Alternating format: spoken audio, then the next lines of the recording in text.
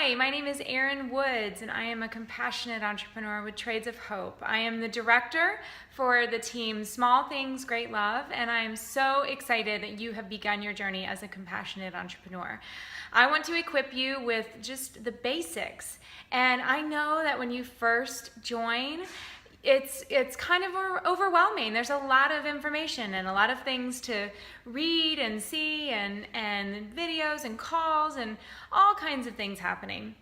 So I want you to just take a deep breath, focus in on why you joined, why you chose to say yes to becoming a compassionate entrepreneur, and use that every time you start to feel a little moment of being overwhelmed.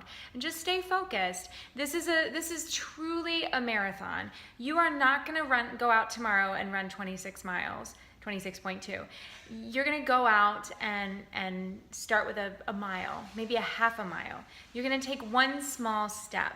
And then the next day, you're going to take another step. And then the next day, you're going to take another step. And on and on and on until months from now, 6 months from now, you might look back and say, oh my gosh, I ran 26.2 miles, or I have accomplished something really significant. But you have to always remember, especially at the beginning of this journey, that it is a journey and that you are building a business. And when you build a business on day one, it's small, and you're not going to see massive results right out of the gate. We're not a get-rich-quick kind of company. We are about sustainable growth and sustainable businesses, and you can make incredible income from your Trades of Hope business as a compassionate entrepreneur, but it's not going to happen in one day. So give yourself a lot of patience, give yourself a lot of grace and gentleness, and just follow the steps and work your business every single day. Be disciplined and touch your business every day, even for 10 minutes, 20 minutes, 30 minutes, an hour. Shoot for that power hour. But if you touch your business every day, you do the things that are laid out before you in terms of the training tracks and the guidelines that you're going to get from me and your sponsor, you're going to look back 6 months from now and be amazed with what you accomplished. So what's first? Well, first things first is you have to believe.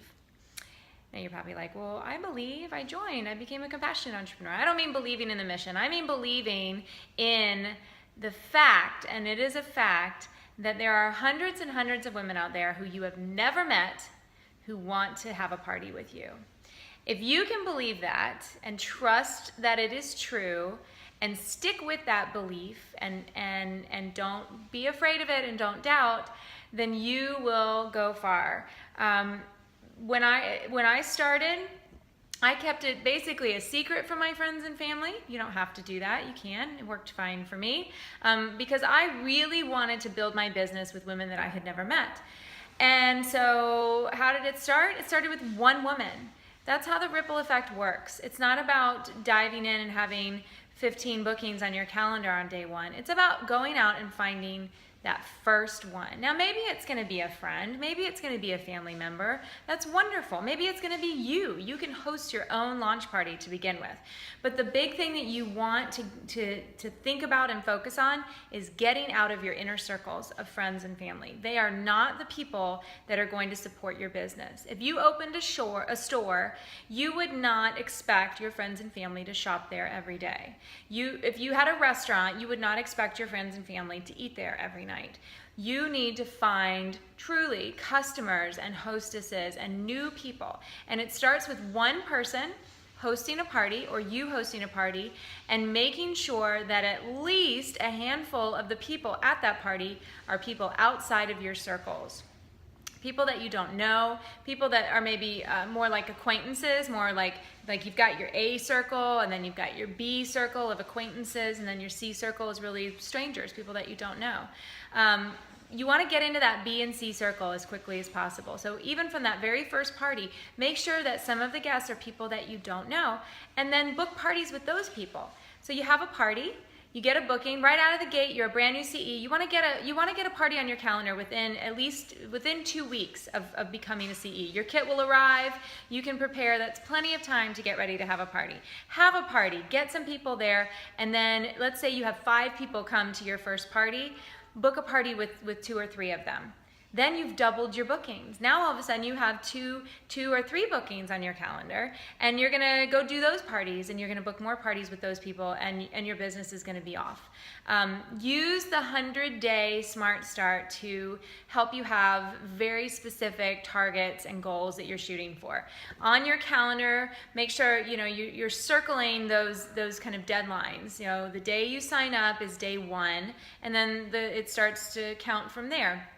So you're looking at day 40, day 1 through 40, day 41 through 70, and day 71 through 100 as kind of the markers and the time periods of your beginning and what you can shoot for with the Smart Start program. Explore that. It's really, really amazing. It started in January, and I've seen so many women do incredible things and have such a strong start because you're being motivated by beautiful gifts that you're able to give to women around the world, and also free product for yourself, $100 in coupons over and over again. Some women have gotten $500 in coupons and more.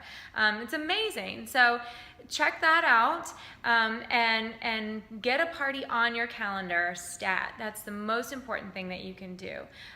Start making your Frank list. Day 1, you want to make a list of 100 people if you can that you can think of to reach out to about your business. Frank stands for friends, relatives, acquaintances, neighbors, kids, like kid contacts, like coaches and teachers and that sort of thing.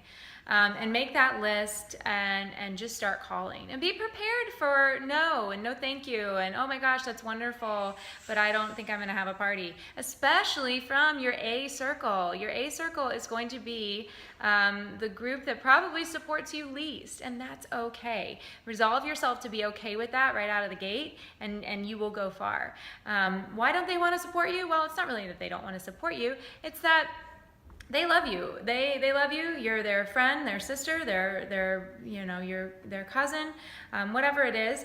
And they don't know what this whole compassionate entrepreneur, trades of hope thing is, and they don't want to for that to be the only thing that you guys talk about when you get together.